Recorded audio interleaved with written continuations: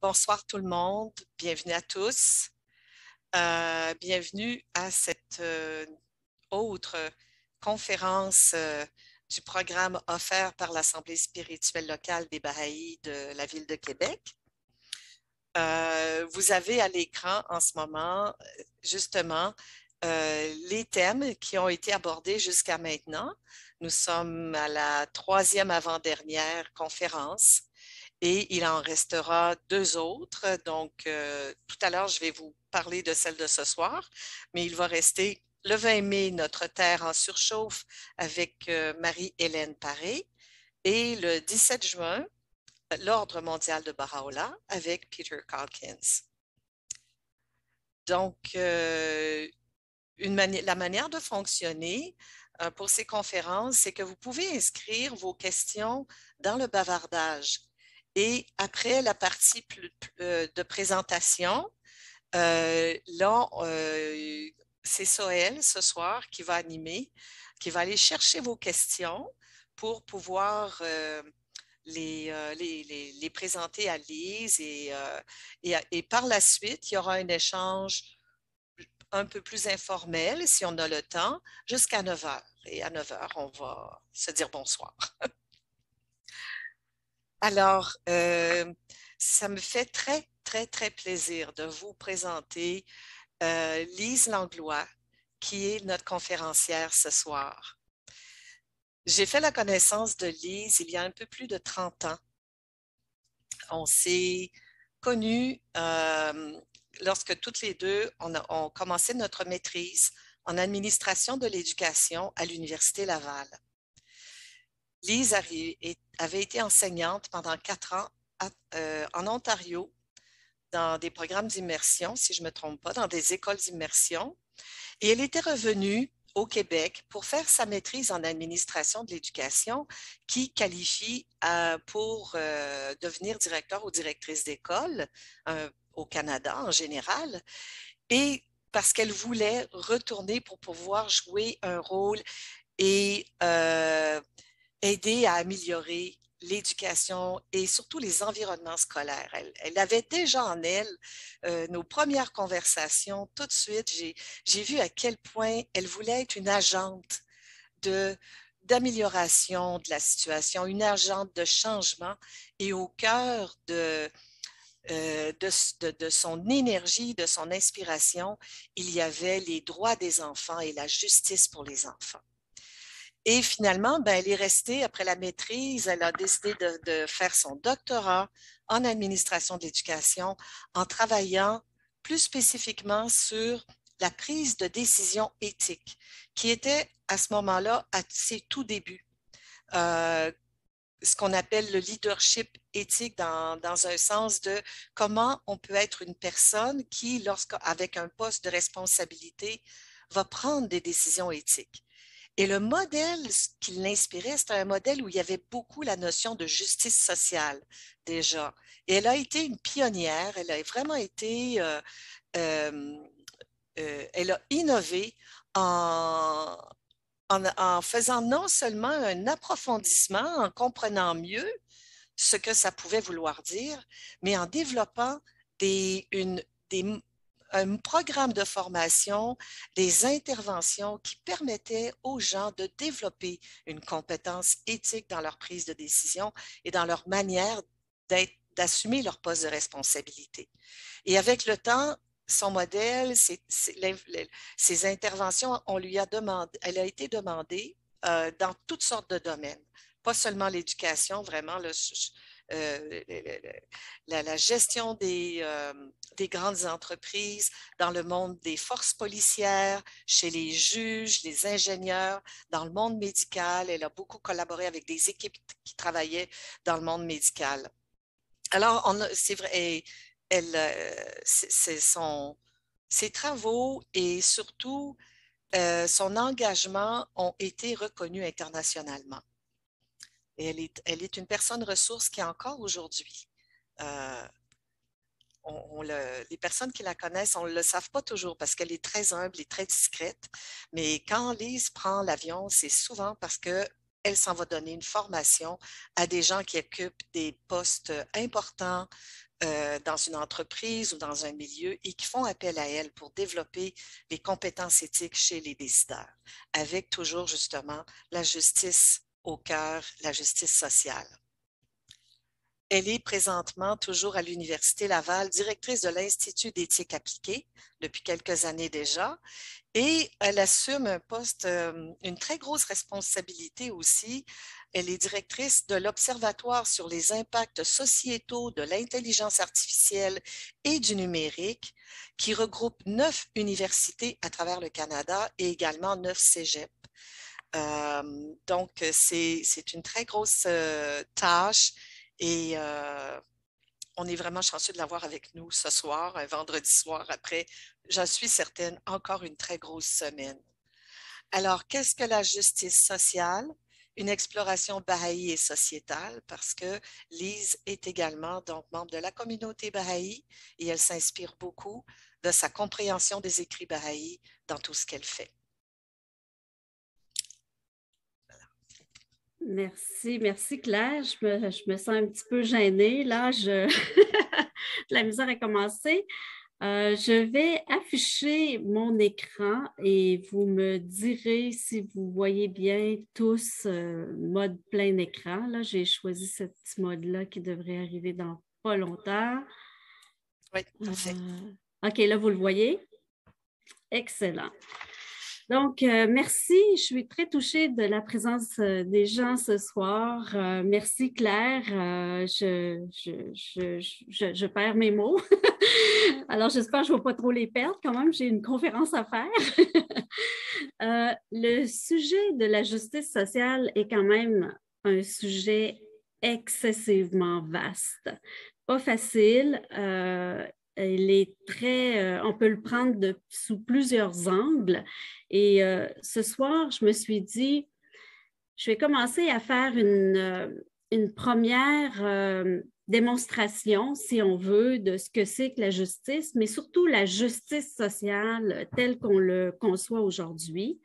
Puis aussi les éléments qui ont servi, si on veut, à promouvoir cette justice en particulier. La première chose que je voulais mettre de l'avant avant de parler de la justice, je trouvais ça nécessaire de commencer avec la question « Qu'est-ce que l'injustice? » Parce que pour comprendre la justice, il faut savoir dans un premier temps qu'il y a des injustices.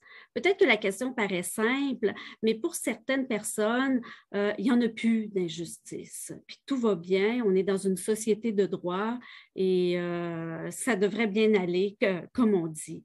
Donc, peut-être, on pourrait préciser ici, ce que j'aimerais faire, ce serait de mentionner que les injustices sont engendrées par des relations de domination et de subordination. Chaque subordination désigne, si on veut, comme une sorte d'asymétrie de pouvoir qui empêche les personnes de participer aux interactions sociales sur un pied d'égalité avec les autres. Donc, on voit ici que le rapport de pouvoir, le pouvoir comme tel est bien, mais le pouvoir sur autrui est très, très, très important. J'ai mis des images quand même assez parlantes. La première image qui est à ma gauche ici, on voit un homme et une femme avec 2 échelles, mais les échelles ne sont pas pareilles. Alors, pour certains, il manque beaucoup de barreaux avant de gravir les échelons dans la hiérarchie sociale parce qu'on n'a pas les mêmes chances au départ. Pour d'autres, on vit une sorte d'esclavage. Ce n'est plus le même esclavage comme on l'a appris, mais il y a parfois une sorte d'esclavage vis-à-vis d'un travail qui est mal payé, mal considéré, etc. Donc, on est dominé par des conditions qui ne nous aident pas. En même temps, comme forme d'injustice, il y a les stéréotypes. Parce qu'on stigmatise des personnes, on les enferme dans un modèle, si on veut, puis ces personnes-là, pour elles, c'est très difficile de se développer. L'autre peut-être image, eh bien, comme je mentionnais tout à l'heure avec les barreaux de l'échelle, il y a des échelles qui ont beaucoup de barreaux, beaucoup de chance, beaucoup de moyens, beaucoup de ressources, puis d'autres qui manquent des barreaux.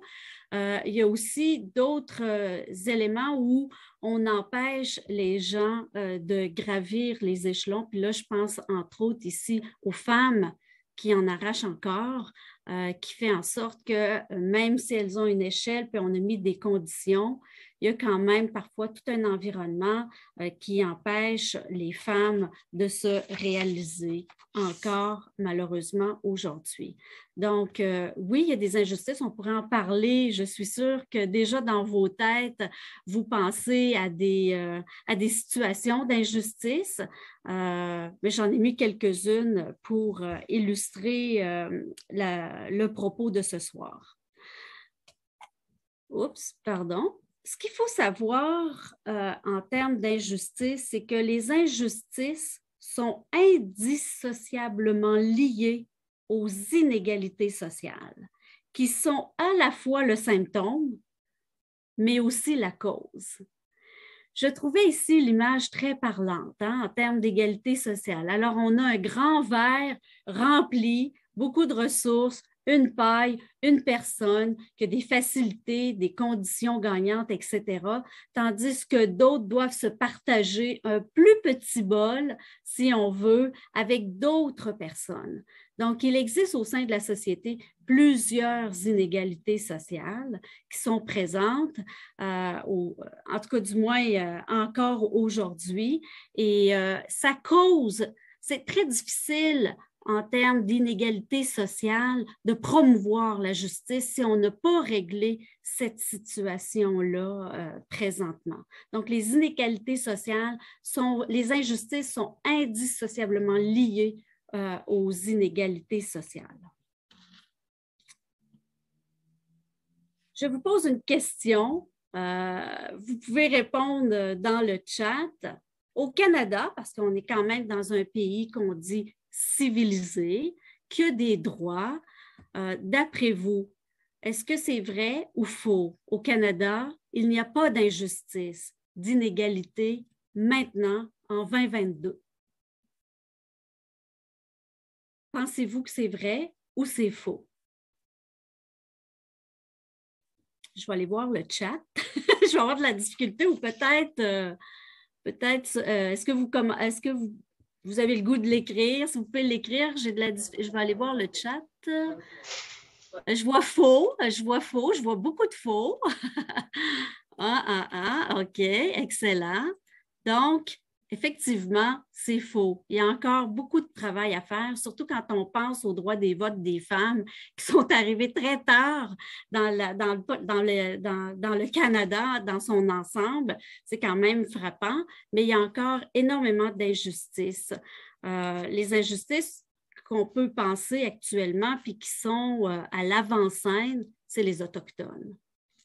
Les Autochtones, en ce moment, oui, il y a eu des droits qui ont été reconnus. Ils ont une loi spécifique, même la loi qu'on appelle la loi des Indiens. Déjà, en soi, c'est péjoratif d'appeler ça de cette façon-là, mais il y a eu des droits qui ont été reconnus, mais en même temps, ils vivent des situations injustes qui tardent à être sur la scène publique pour qu'on puisse justement régler les situations auxquelles ils sont pris et qui n'arrivent pas à se défaire parce qu'ils n'ont pas toutes les conditions nécessaires pour se réaliser pleinement. Alors, il y a peut-être des droits qui sont installés au sein de la société, mais il n'y a pas seulement les droits qui sont nécessaires, il y a aussi une dimension où on doit les reconnaître dans la sphère publique, puis mettre les conditions favorables pour que les personnes soient en capacité. Alors, il y a encore, malgré tout, dans nos sociétés occidentales, beaucoup d'injustices qui se présentent à l'avant-scène, puis imaginez dans les pays où il n'y a pas beaucoup de droits, eh bien là, on est mal barré, comme on dit. La chose ici que je voudrais que je voudrais mettre de l'avant et que j'ai appelé aveuglement volontaire ou aveuglement involontaire, si on veut, c'est quand même un élément qui... Tout à l'heure, je mentionnais le fait qu'il y a des personnes, on peut leur donner des droits, mais une fois qu'ils ont ces droits-là, ils n'ont pas toutes les conditions gagnantes. Et bien, puis quand ils sont dans la sphère publique, c'est-à-dire au sein de la société, on ne les reconnaît pas. Donc, ce qu'il faut savoir ici, c'est que toute personne a besoin de la reconnaissance pour s'identifier et être identifié socialement. Si on ne les reconnaît pas, okay, si on poursuit un aveuglement, si on veut, que cet aveuglement-là soit volontaire ou involontaire, ces personnes-là vont peiner à avoir leurs droits et leur identité reconnue. Donc, le mot reconnaissance dans la sphère publique est très, très, très important.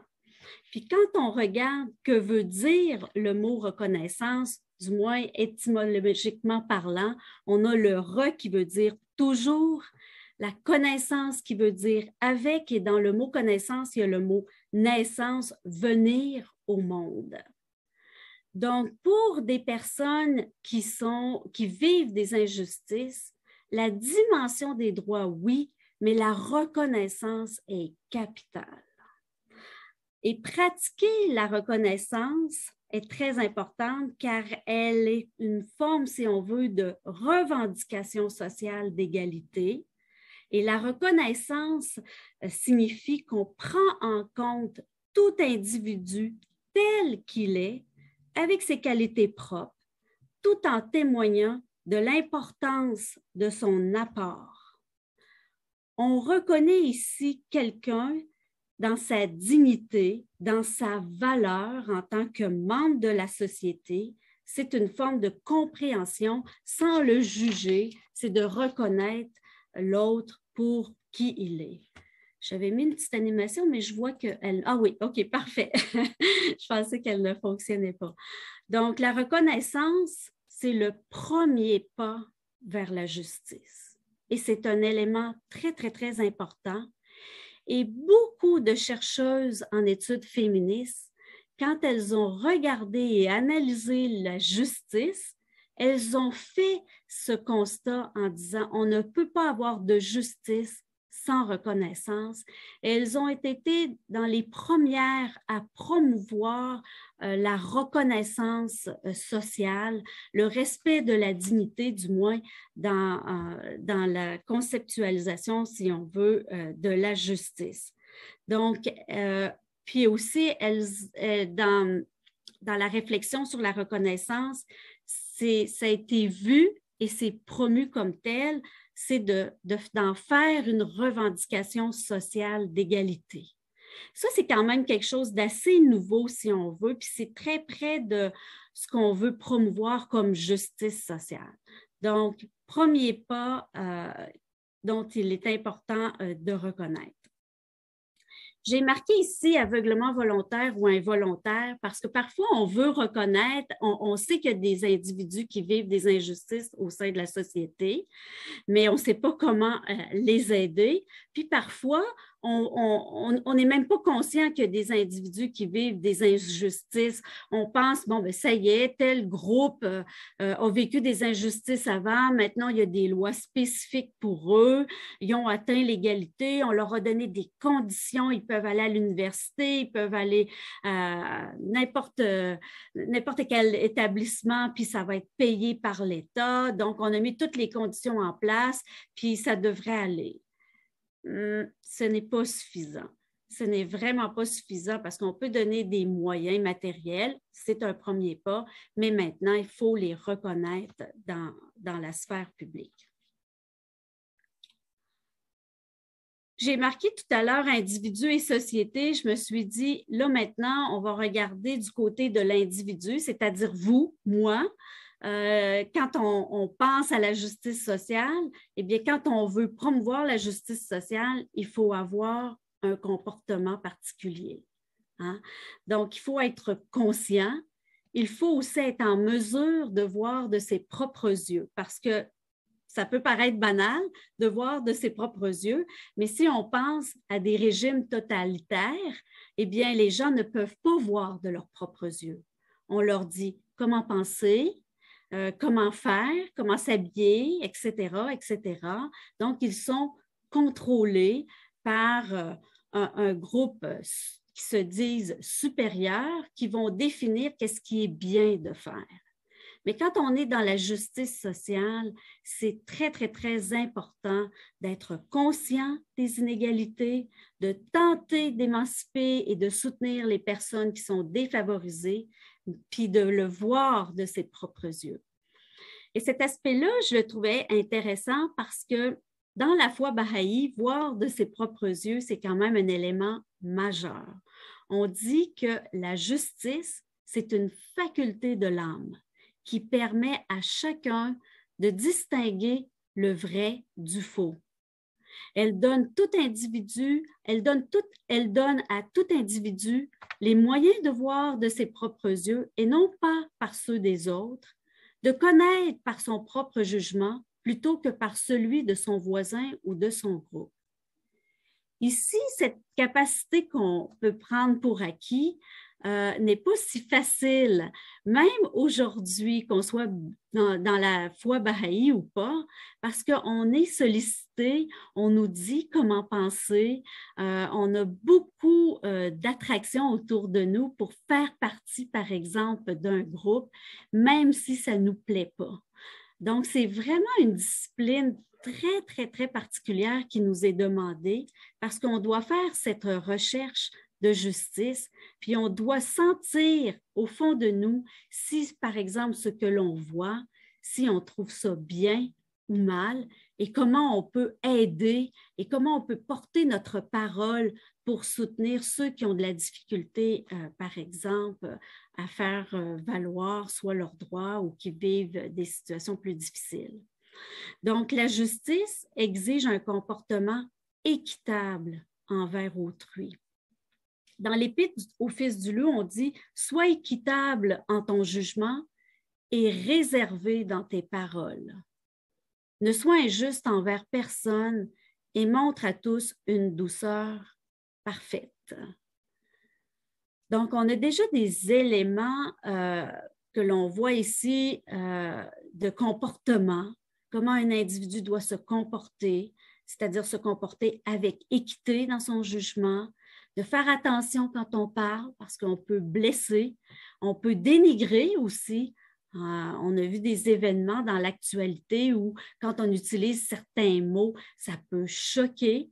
Puis ça, c'est souvent enchâssé à un contexte social qui nous dit si c'est bien de dire certaines choses. Puis dans le passé, ça passait, par exemple, puis aujourd'hui, ça passe moins. Donc, c'est très important de modérer ses paroles, mais de regarder aussi les éléments qui peuvent blesser, choquer une personne. Au niveau de la société, maintenant, il y a une dimension ici qui nous dit qu'il faut reconnaître socialement et économiquement les droits afin de participer au bien-être de la société. Et on a vu dans le passé des droits qui ont été quand même assez importants. Je pourrais vous en citer plein, mais je me suis arrêtée aux droits humains, c'est-à-dire à la Charte des Nations unies qui a été votée en 1945 et à la Déclaration universelle des droits de l'homme en 1948.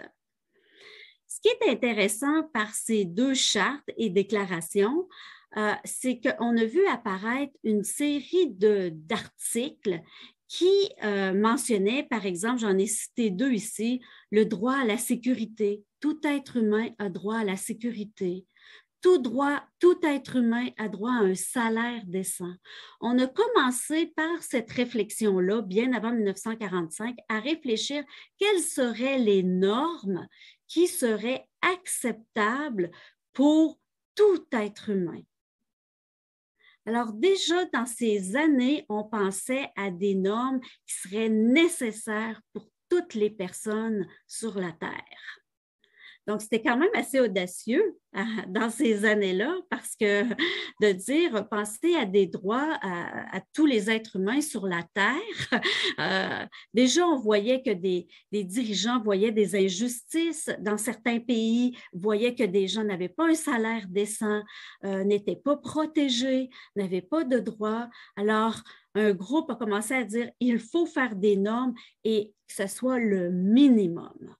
Des normes qui vont permettre de protéger tout individu, peu importe où il se trouve, peu importe le pays auquel il appartient.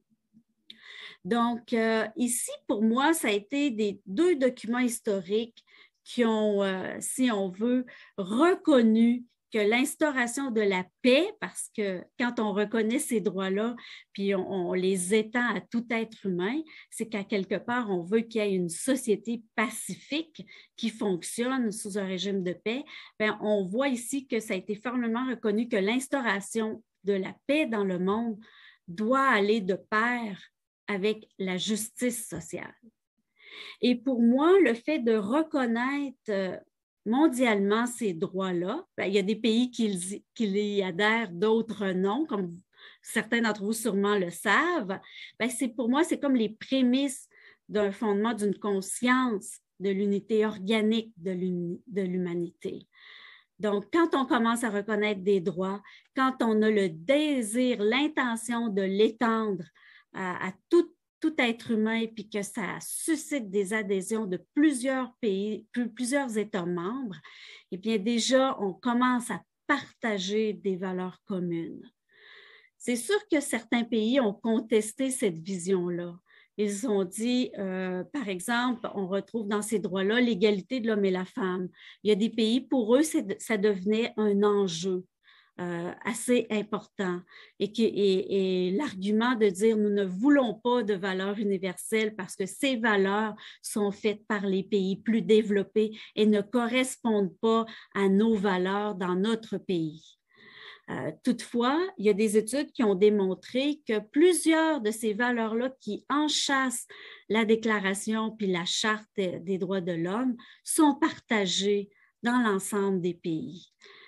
Des fois, c'est peut-être juste une question de formulation, mais c'est souvent des valeurs, ou on va appeler ça des goals standards, qui sont partagés par plusieurs pays et qui aident, si on veut, les individus à s'émanciper.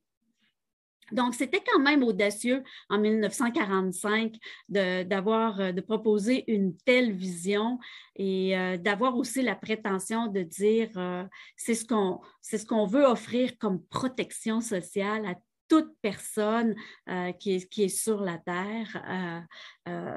Et si vous prenez le temps de la lire, si vous allez trouver ces documents-là, vous allez voir qu'il y a une série d'articles et qui a été revu par plusieurs groupes, plusieurs experts, etc., et qui ont été d'accord pour dire que ça constitue un premier pas de valeur sur lequel il est possible de s'entendre.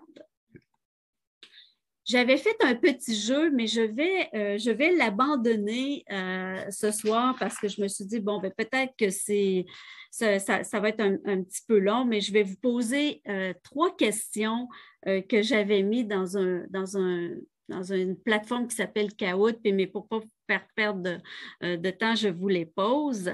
Et vous avez juste à écrire les réponses dans le chat, puis je vais aller faire un petit tour. La première question, est-ce que tous les êtres humains ont un statut égal au sein de la société? Puis je vais prendre, mettons, la société canadienne, par exemple. D'après vous, est-ce que tous les êtres humains ont un statut égal au sein de la société canadienne? J'aime bien, en théorie, elle a dit. Effectivement, en théorie, oui. Dans la réalité, non. Alors, je vous pose ma deuxième question. Quels sont les groupes qui vivent encore des inégalités? Je vais vous laisser un petit peu de temps si vous voulez écrire. D'après vous, quels sont les groupes qui vivent encore des inégalités? Vous pouvez être large. Les Amérindiens, les femmes, les handicapés, les immigrants, les autochtones, les personnes âgées. Exact. Les animaux non humains. Oui. Les Canadiens français. Oui, tout à fait. Les personnes marginalisées. Ceux qui vivent des maladies handicapantes. Tout à fait. Les sans-papiers, les pauvres, les gros, les vieux, les gens qui pensent autrement, les moins éduqués, etc. Excellent. Et ma dernière question, les enfants, quels sont les groupes qui peinent à obtenir la reconnaissance sociale? Vous vous rappelez, je vous ai mentionné précédemment que la reconnaissance sociale est quand même un élément très, très, très important dans... Là, je vois ici les Noirs, les Amérindiens, les mêmes groupes mentionnés. Merci, Alliance francophone. Ceux nommés précédemment. Merci, Jean-Yves. Effectivement. Exact. Donc, on voit ici qu'il y a encore du chemin à faire. Puis on pense que justement, je vais juste fermer mon chat, on pense que justement, ces éléments-là, ce sont des acquis, mais c'est très fragile. Ça peut partir du jour au lendemain. Et ces droits-là, on doit les travailler, on doit être attentif, on ne doit pas être aveugle. Hein? Rappelez-vous ma photo où je vous montrais une tête, pas une tête, mais une tête qui a un grand nuage parce qu'elle ne voit pas, par exemple, les situations qui peuvent créer des préjugés, qui peuvent stigmatiser certains groupes. Donc, il faut vraiment travailler justement notre regard à bien voir ces injustices. Mais au fond, la question de ce soir, c'est qu'est-ce que la justice sociale? Hein? C'est la grande question de cette conférence-là. Ce que je veux mentionner ici, c'est que la justice sociale implique à la fois la redistribution, puis je vais expliquer ce que c'est, et la reconnaissance. Elle s'oppose aux inégalités économiques et à l'absence de respect culturel. Pour avoir de la justice sociale, c'est de donner un statut de membre à part entière de la société. Donc, toutes les personnes que vous m'avez nommées dans le chat tout à l'heure que j'ai lu à haute voix, toutes ces personnes-là n'ont pas un statut de membre à part entière dans la société. Vous avez nommé beaucoup de gens, que ce soit les personnes âgées, on l'a vu avec la pandémie, qu'on met dans un coin, puis qu'on dit qu'on a fait quelque chose, puis là, il va y avoir une commission d'enquête, on va voir qu'est-ce qui se passe, mais les personnes âgées ont beaucoup de difficultés à être visibles au sein de la société. On les juge comme étant inutiles, comme étant lourds économiquement pour la société. Ils ont perdu leur statut de membre à part entière au sein de la société. Même chose pour les Autochtones. Est-ce que les Autochtones ont un statut de membre à part entière dans la société? Donc, ça prend ces deux lunettes-là, si on veut, la redistribution et la reconnaissance. Donc, la redistribution s'attarde en particulier à l'exploitation, l'exclusion économique et le dénuement. Par exemple, les immigrants ou minorités ont des emplois subalternes et mal rémunérés. L'invisibilité du travail des femmes à la maison, qui est souvent un travail non rémunéré, donc désavantagé, non reconnu. Ça, c'est important. Donc, la redistribution, ce n'est pas seulement attaché aux classes sociales et aux inégalités, cela comprend aussi les injustices qui sont reliées au genre et aux races. Cela permet d'entendre toutes les revendications de reconnaissance. Donc, ici, c'est très, très, très important. Dans cette façon de voir la justice, on voit que la redistribution a toujours été un élément important. Donc, entendre toutes les revendications. Mais ce qui était manquant dans la justice, c'était la reconnaissance. Donc, la reconnaissance ici dans le concept de la justice sociale, ce n'est pas défini comme un rapport de production, mais en fonction de l'estime, de l'honneur, du prestige dont les personnes jouissent par rapport aux autres groupes.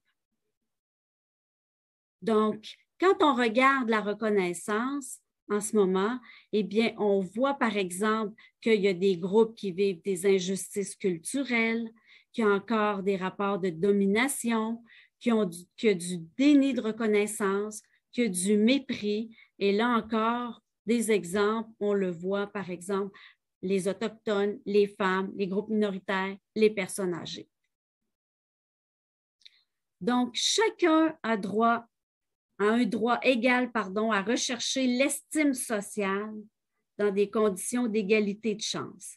Ça ici, c'est quand même un élément important. Et cette condition n'est pas remplie lorsqu'on déclasse, par exemple, la féminité, la couleur, l'ethnie, l'appartenance religieuse, etc. Donc, si on n'a pas la reconnaissance, ni l'estime sociale pour avoir des chances égales avec tous, ben, ce n'est pas rempli. On n'a pas vraiment une justice sociale ici. Puis on le voit, par exemple, dans des groupes religieux. Il y a des groupes religieux qui peinent à faire reconnaître leur association, leurs droits de religion, etc. Les Bahaïs, on vit ça. On a des amis en Iran que c'est un déni total. Donc, en termes de reconnaissance, ce n'est pas là. Et pour avoir une bonne justice sociale, c'est majeur, c'est capital.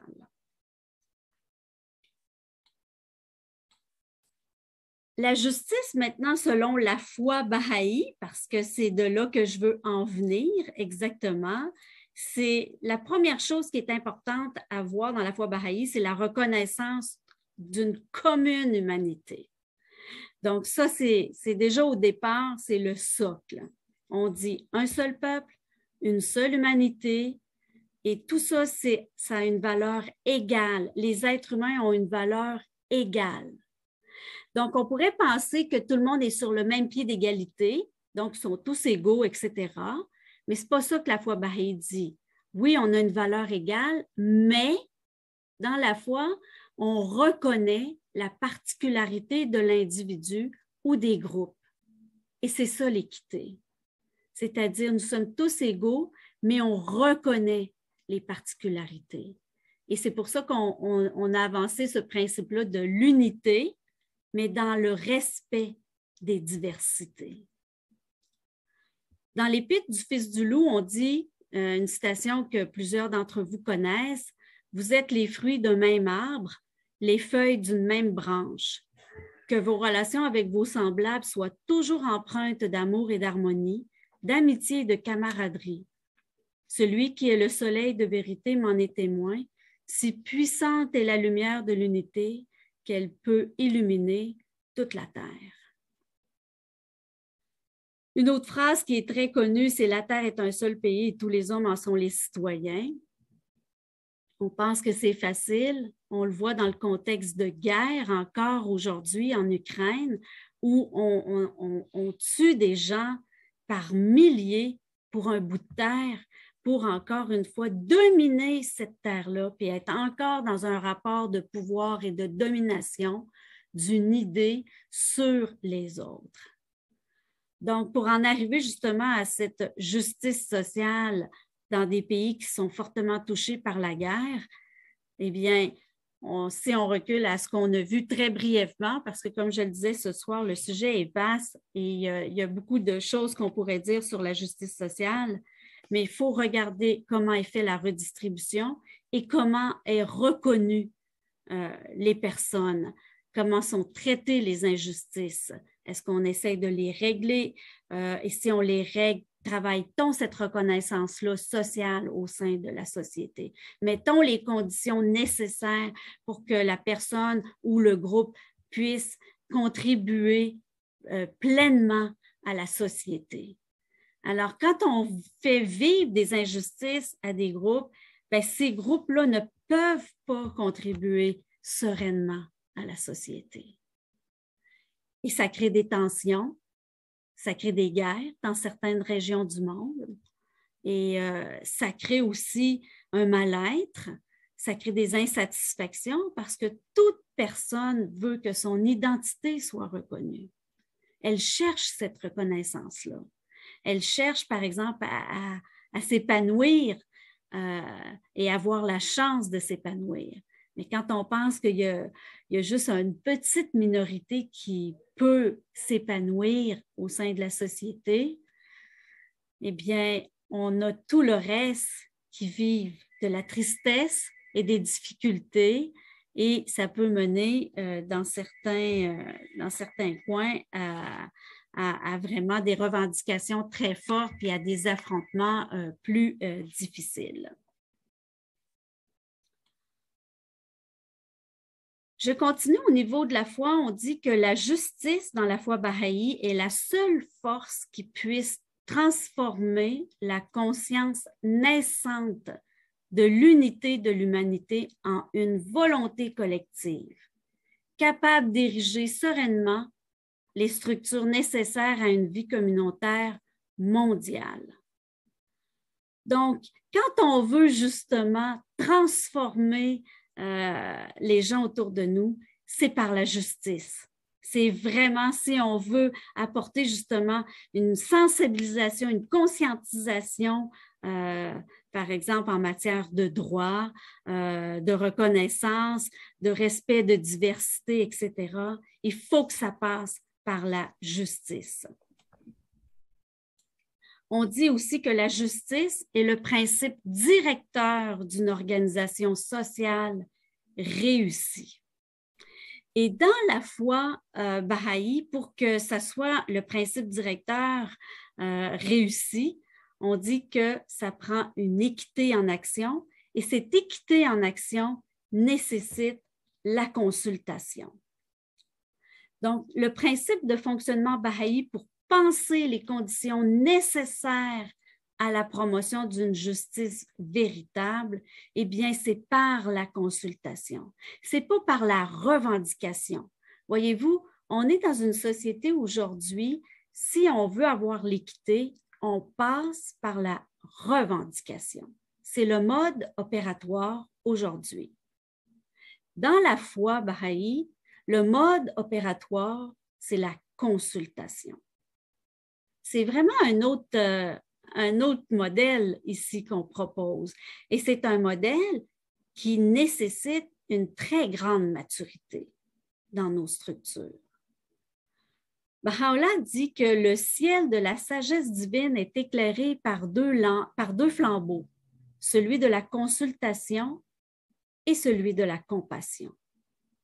Consultez-vous ensemble sur tous les sujets, puisque la consultation est une lampe de direction qui montre le chemin et est la dispensatrice de la compréhension. Donc, si par exemple, j'ai un groupe qui vit des injustices et que je les rencontre et que j'établis un dialogue et que je les consulte pour comprendre qu'est-ce qui se passe au sein de ce groupe, quels sont les moyens, quels sont les obstacles qui sont mis sur leur chemin pour qu'ils puissent s'exercer, qu'ils puissent exercer leurs droits pleinement, eh bien, on va commencer un chemin de compréhension avec ce groupe. On va commencer à être vraiment dans la sensibilisation. Et c'est l'autre groupe qui va changer son rapport plutôt qu'être dans la revendication qui va nous expliquer pourquoi ils ne se sentent pas bien. Pourquoi ils ont vécu telle injustice, par exemple, avec tel autre groupe, etc., etc. Et c'est sûr que parfois, dans ce rapport de dialogue qui s'établit, on peut être blessé, on peut être frustré ou autre, mais on nous dit ici, dans cette citation-là, que ça prend de la compassion quand on établit ce rapport-là égalitaire. Parce que quand on est dans une consultation, on est dans un rapport égalitaire.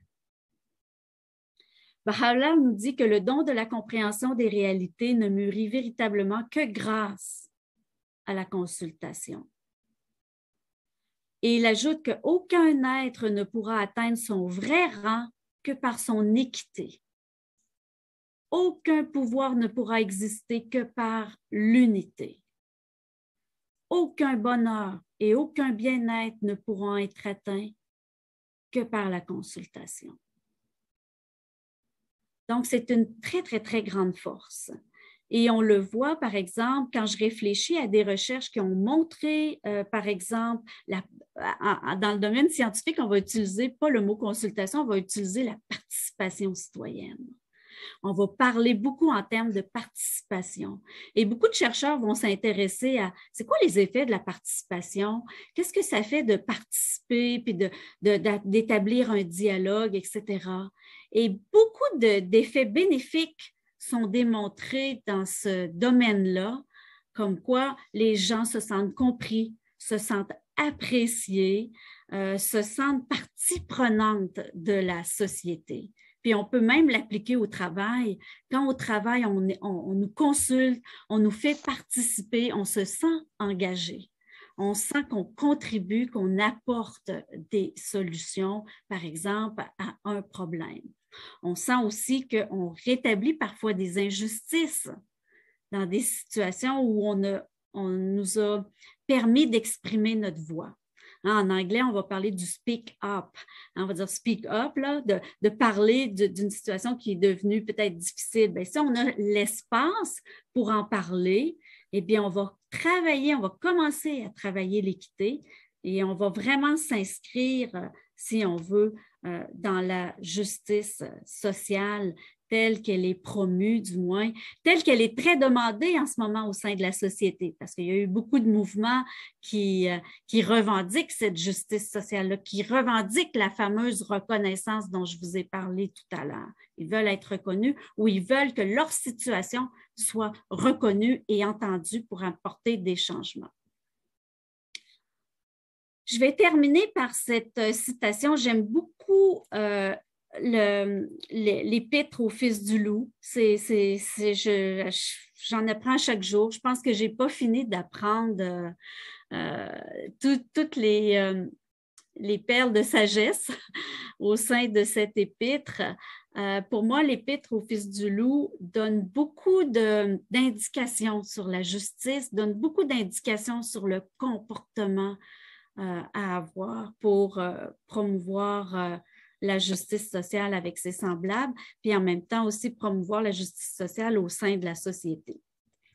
Alors, on dit ici que la droiture et l'intégrité marquent tous tes actes, soit un foyer pour l'étranger, un baume pour ceux qui souffrent, une forteresse pour le fugitif, des yeux pour les aveugles, un phare pour les égarés, soit une parure pour le visage de la vérité, une couronne sur le front de la fidélité, un pilier du temple de la rectitude, un souffle de vie pour le corps de l'humanité, un drapeau des armées de la justice, un flambeau qui brille à l'horizon de la vertu, une rosée pour le sol desséché du cœur humain, une arche sur l'océan de la connaissance, un soleil dans le ciel de la générosité, un gemme au diadème de la sagesse,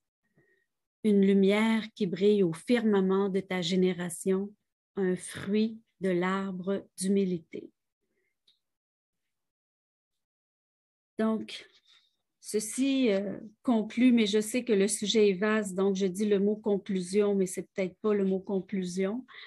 Comme je vous ai dit, je voulais vous donner un aperçu d'un sujet très vaste, très complexe sur la justice sociale, du moins ses bases, comment on peut le concevoir, mais aussi comment dans son comportement, on peut appliquer cette justice et comment au sein de la société, on peut s'inscrire dans un mouvement qui est un peu différent de la revendication en utilisant la consultation du moins, c'est ce que j'ai tenté là, d'essayer de vous partager ce soir, mais je veux prendre plus le temps d'entendre vos questions. Donc, je vais arrêter mon partage d'écran à l'instant. Merci. On doit reconnaître que ce fut une très belle présentation, un sujet de grande importance et de grande... Bravo, Lise. Merci encore pour cette belle présentation. Merci. Là, la présentation est terminée. Je pense que c'est un peu la fin. Je ne sais pas si, Lise, tu veux rester plus longtemps. Sinon, on se donne rendez-vous dans un mois pour une autre présentation. C'est toujours aussi intéressant. Merci à tous. Vos bonnes questions, votre bonne intervention, Claire, pour ta présentation du début. Et bravo à toi, Lise. Merci beaucoup de votre écoute. J'étais très gênée parce que je savais que le sujet était complexe et j'espère que ça a été un petit peu clair.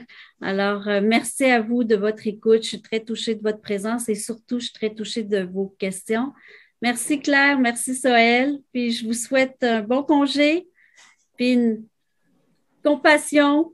C'est ce que je vous dis. Continuons avec compassion, sereinement, pacifiquement. À un moment donné, ça va montrer toute cette force-là. Lâchez pas. Avec tout mon amour. Bye tout le monde. Lise, merci. Bye bye. Super conférence. Merci beaucoup.